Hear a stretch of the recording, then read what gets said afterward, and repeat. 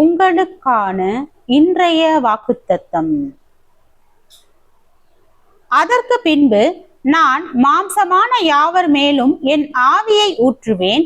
அப்பொழுது உங்கள் குமாரரும் உங்கள் குமாரத்திகளும் தீர்க்க தரிசனம் சொல்லுவார்கள்.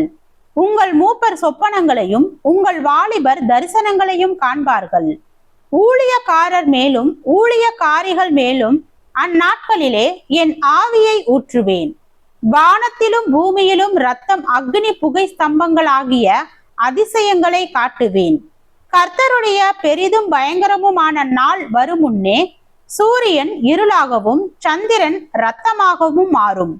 அப்பொழுது கர்த்தருடைய நாமத்தை தொழுது கொள்ளுகிறவனெவனோ அவன் இரட்சிக்கப்படுவான். கர்த்தர் சொன்னபடி சீயோன் பர்வதத்திலும் எருசலேமிலும் கர்த்தர் வரவழைக்கும் மீதியாயிருப்பவர்களிடத்திலும் இரட்சிப்பு உண்டாயிருக்கும். யோவேல் 2:28 முதல் 32 வரை.